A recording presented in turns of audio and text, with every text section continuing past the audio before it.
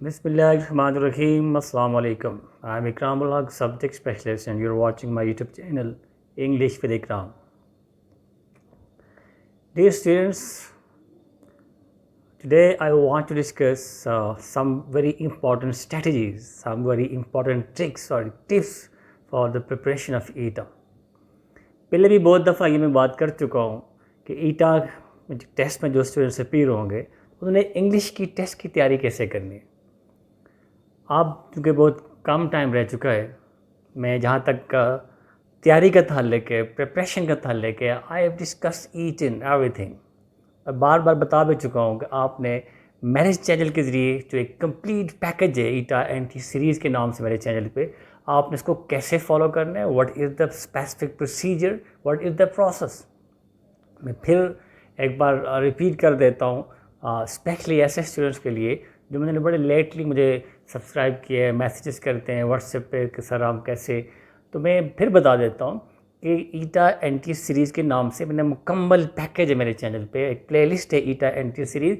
उससे पहले तो आपके टेस्ट में पहले मैं थोड़ा सा सिलेबस एक दफ़ा फिर आपको मैं बता देता हूँ। ईटा का इस साल ईटा ने ख़ुद इंग्लिश का सिलेबस, तमाम सब्जेक्ट के सिलेबस से लिबाए, स्पेशली मैं इंग्लिश की बात कर रहा हूँ, तो उसमें उन्होंने बताया कि grammar, tense based, verb based, tense, verb and active passive, direct and indirect and vocabulary, ये 5 इंपॉर्टेंट चीज़ें। जब हम बात करते हैं टेंसेस की तो टेंसेस में तमाम किस्म के सेंटेंसेस आ जाते हैं। फिर वर्ब भी आप कह सकते हैं टेंस बेस्ड। जब आप कहते हैं वर्ब की मिस्टेक होती है या आपने करेक्ट यूज़ ऑफ वर्ब होता है तो that is also all sort of sentences और tenses. Then active passive, direct आपसे एक्टिव पैसिव पूछे जाते हैं कि आपको एक सेंटेंस दिया जाता है, नीचे 4 ऑप्शंस होते हैं कि इसमें इसका पैसिव वॉइस कौन सा है या एक्टिव वॉइस कौन सा है। इसी तरह same is the case with direct and indirect. ये जो सारी चीज़ें हैं जिसे हम ग्रामर बोलते हैं, ये मैंने अपने चैनल पे कम्प्लीटली डिस्कस किया हुआ है। आप पार्ट्स ऑफ स्पीच, टेंसेस सबसे पहले, मैं जो लोग अभी इंग्लिश की तैयारी करने जा रहे हैं और बाकी साइंसेस तैयार कर चुके हैं, अभी मेरे चैनल पे अभी आए हैं, उनके लिए एक बार फिर मैं ये बता दूं कि सबसे पहले टेंसेस की आप 4 वीडियोज़ हैं और कंप्लीट कॉन्सेप्ट मॉडर्न अप्रोच के साथ कंप्लीट पैकेज है आपके लिए। टेंसेस का स्ट्रक्चर, जब तक स्ट्रक्चर क्लियर नहीं है आपको चीज़ें समझ नहीं आएंगी। आप पुराने ट्रेडिशनल अप्रोच के साथ जब जाएंगे जिसमें आपको एक ट्रेडिशनल आइडेंटिफिकेशन ऑफ टेंसेस बताई जाती है, सेंटेंस की इस टेंस में पहचान ये है कि आखिर में ताल देते हैं, तो इस तरह आपको चीज़ें समझ नहीं आएंगी, कॉन्सेप्ट क्लियर नहीं होएगा। और जब आप ये पेपर में tense based, sentence based, verb based कोई भी सेंटेंस आएगा, जब तक आपका कॉन्सेप्ट क्लियर नहीं है आप उस एमसीक्यू को अटैम्प्ट नहीं कर सकते। तो उसके लिए आपने क्या करना है, आपने मेरी वो वीडियो स्ट्रक्चर का, आपको हर टेंस का स्ट्रक्चर पता हो। फॉर एग्जांपल मैं पूछता हूँ कि what is the structure of past indefinite tense, तो आपको पता होना चाहिए कि subject plus V2 plus object, this is mathematical form. Subject plus V2 plus object के क्या मतलब है, subject plus second form of the verb and object, simple. उससे पहले जो कंपोनेंट्स ऑफ सेंटेंस है वो मैं स्टार्ट में मैंने डिटेल से डिस्कस किए हुए हैं कि there are 4 major components of a sentence, subject, helping verb, main verb and object. Then we determine that which helping verb is there in this particular tense, what is the form of the verb. ये 2 चीज़ें हैं जो किसी भी sentence के अंदर change होती रहती हैं, इधर it's form of the verb और इट्स हेल्पिंग वर्ब। तो हेल्पिंग वर्ब कौन कौन से हैं, वर्ब की 5 जो फॉर्म्स हैं जो आमतौर पर टेंसेस में इस्तेमाल होती हैं, वो कौन कौन सी फॉर्म्स हैं, इन चीज़ों पे मैंने डिटेल से आपको बताया हुआ है। तो पहले आप स्ट्रक्चर की वीडियो देखेंगे, फिर सेंस ऑफ द टेंस जो आमतौर पर हमें पहचान बताई जाती है उर्दू की मदद से कि आखिर में अलीफ आते हैं, आखिर में ये आते हैं। टाइम लाइन की मदद से मैंने टेंसेस के सेंसेस डिटेल के साथ पूरे 12 टेंसेस के सेंस उस टाइम लाइन की मदद से डिस्कस किए, वहाँ आपका इंशाअल्लाह कॉन्सेप्ट क्लियर हो जाएगा। आप मुकम्मल देखें। फिर तीसरी चीज़ है, that's very important, practical application of the tenses. How can we apply these tenses of learning. तो उसकी 2 वीडियोज़ हैं, एक में 6 पार्ट 1 में, देन दूसरे पार्ट 2 में मैंने 6, 4 वीडियोज़ आप टेंसेस की देखेंगे तो आपका मेजर पोर्शन आपके ईटा का जो टेस्ट है इंग्लिश का, जो 20 आपके MCQs हैं, उसके मेजर पोर्शन आपका टेंसेस से ही हो जाएगा। That's my guarantee. I have अल्हम्दुलिल्लाह अ लॉट ऑफ एक्सपीरियंस। फिर आप आएंगे पार्ट्स ऑफ स्पीच पे, नाउन से लेकर noun, pronoun, adjective, adverb, preposition, ये सारी चीज़ें मुकम्मल डिटेल के साथ कॉन्सेप्चुअल, आपका कॉन्सेप्ट क्लियर होगा। मैंने मुकम्मल डिटेल से मॉडर्न अप्रोच के साथ मैंने वो सारी चीज़ें डिस्कस की हुई हैं। तो प्रेपोजिशन की 3 वीडियोज़ हैं, preposition of time, preposition of place and general preposition which are fixed with certain verbs, मुकम्मल डिटेल के साथ। फिर आर्टिकल का जो एक मॉडर्न कॉन्सेप्ट है, वाल कॉन्सेप्ट्स क्या होते हैं, कहाँ पे हमने एंड यूज़ करना है, कहाँ पे हमने आई यूज़ करना है और कहाँ पे हमने दी और द यूज़ करना है। तो इसके लिए मुकम्मल मैंने आपका डिटेल के साथ आपका कोशिश की कि आपका कॉन्सेप्ट क्लियर हो। इसके बाद फिर कुछ जनरल ग्रामर है, जो कंडीशनल सेंटेंसेस हैं, WH वर्ड्स हैं, how to form questions, different kind of sentences हैं, how to form questions, auxiliary verb पे कैसे क्वेश्चन बनाया जाता है, WH वर्ड से कैसे क्वेश्चन बनाया जाता है, डिफरेंट टाइप्स ऑफ सेंटेंसेस कौन से हैं, ये सारी चीज़ें डिस्कस की हैं। तो ये आपका मैक्सिमम एक वीक मेरे ख्याल में, इससे भी कम। आपने बाकी सब्जेक्ट्स तो ऑलमोस्ट तैयार कर लिए होंगे, आप तैयारी कर रहे हैं साइंसेस की, फिजिक्स, मैथ, केमिस्ट्री, बायो की। इंग्लिश को 20 मार्क्स हैं। जब आप ईटा के टेस्ट में अपील होने जाते हैं, आप इस बात को अच्छी तरह जानते हैं कि आपके लिए एक नंबर, एक मार्क, दैट्स वेरी वैल्यूएबल। बहुत सारे स्टूडेंट्स कहते हैं इंग्लिश को हम छेड़ते ही नहीं है जी, इंग्लिश हमें तैयारी नहीं है, इंग्लिश का हमारा कॉन्सेप्ट क्लियर नहीं है। तो उसकी बहुत सारी रीज़न जो मैं पहले डिस्कस कर चुका हूँ। हमारे कॉलेजेस के अंदर सिस्टम की खराबी, कॉलेजेस में हमें ग्रामर पढ़ाई नहीं जाती, या पढ़ाई जाती है सिखाई नहीं जाती। वही पुराना ट्रेडिशनल स्टाइल है जिससे हमें चीज़ें समझ नहीं आती, हमारा कॉन्सेप्ट क्लियर नहीं होता। जब कॉन्सेप्ट क्लियर नहीं होता तो हम जाहिर सी बात है हम वो इंग्लिश के MCQs को अटैम्प्ट नहीं करते, उनको छेड़ते ही नहीं, छोड़ देते। तो 20 नंबर हैं यार, 20 नंबर हैं। अगर आप 15-16 नंबर भी ले लेते हैं तो 15-16 number, that's we can say solid marks, बड़े नंबर होते हैं 15-16 नंबर। तो आप क्यों छोड़ के आए? जब मैं आपसे कह रहा हूँ कि आप मेरे इस प्रोसेस से, इस प्रोसीजर के साथ मेरी वीडियोस देखेंगे तो आपके 15-16 नंबर आप आसानी के साथ वहाँ से ले सकते हैं, grammar base specially. Then vocabulary की भी बहुत सारी वीडियोस आप, अच्छा पहले मैं आपको बता चुका हूँ कि वो वीडियोस देखेंगे, फिर उन वीडियोस की उस आपने जो कॉन्सेप्ट है उसको चेक करने के लिए, सेल्फ असेसमेंट के लिए आप ईटा NT सीरीज़ जो मेरी प्लेलिस्ट है, इसमें मैं MCQs की से प्रैक्टिस करवाई हुई है। पिछले तो बहुत सारे पेपर्स मैंने डिस्कस किए हुए हैं। तो वहाँ आएंगे तो आपकी एक तो असेसमेंट हो जाएगी कि आपका कॉन्सेप्ट कितना क्लियर है, और आपकी प्रैक्टिस भी हो जाएगी। फिर भी आपको वहाँ पे कोई चीज़ क्लियर नहीं होती तो आप पूछ सकते हैं वहीं पे वीडियो के कमेंट में। तो इस तरह आपका ग्रामर का जो पोर्शन है, जो आपके 15-16 MCQs ग्रामर बेस्ड होते हैं, वो आपके क्लियर हो जाएंगे। और 15-16 number, if you are capable of scoring 15 marks out of 20, that's a big achievement on your part. बाकी तो यार साइंसेस में आपने जोर लगा लिया, अब इंग्लिश को क्यों छोड़े? बिल्कुल छोड़ देना, ज़ीरो, कोई मार्क्स नहीं है। ये 2-4 हैं, तो यहाँ 15-16 नंबर लेते हैं तो आपका जो कंपटीशन है, आपका जो मेरिट है, वो एक नंबर से। लास्ट ईयर एक स्टूडेंट ने बात की कि कुछ पॉइंट समथिंग से वो मेरिट से रह गए। एक पूरा साल he is fighting, he will appear in the test again this year. तो आप देखें, एक 2 मार्क्स से आपका मेरिट, आपका एडमिशन ही नहीं होगा, या किसी बड़े कॉलेज या दूसरे कॉलेज में वो आपका मेरिट में फ़र्क आ सकता है। तो आप क्यों ना एक चीज़ को प्रॉपर तरीके से, सिस्टमेटिक तरीके से, जैसे मैं कह रहा हूँ, आप उसको फॉलो करते हो, आप क्यों ना तैयारी करें? अब क्यों बिल्कुल उसको फॉलो कर दें? That's very bad. फिर ग्रामर के बाद आ जाती है वोकैबुलरी। तो वोकैबुलरी के मैंने बहुत सारे आपको तरीके बताए हैं कि how to develop, how to build your vocabulary, how to improve your vocabulary. Then I have discussed many synonyms, antonym. आपके पेपर में 2-4 MCQs आते हैं वोकैबुलरी बेस्ड, सिनोनिम्स आते हैं या डायरेक्ट एंटोनिम्स आते हैं, कुछ कन्फ्यूजिंग वर्ड्स होते हैं। तो ये बहुत सारे, more than 50 word I have already discussed. लेकिन फिर भी बंदा ये नहीं कह सकता कि बस ये इनमें से आएगा।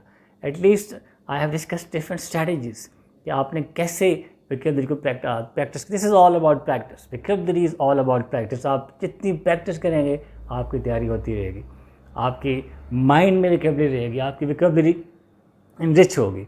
जितने ज़्यादा वर्ड आपने डिस्कस किए हैं, मैंने डिस्कस किए हैं, आप उस वीडियो वॉच करते हैं, आप खुद स्टडी करते हैं, तो दैट्स ऑल अबाउट प्रैक्टिस। उसमें कोई ऐसा रूल नहीं है मैं आपको बता दूँगा भाई ये तरीका है। तो वो आपकी डिपेंड करता है कि आपने कितनी स्टडी की है, कितनी प्रैक्टिस की है। नोट करें, बार बार रिवाइज करते रहें, क्योंकि भूल जाती है, आपके जहन से वर्ड निकल जाते हैं।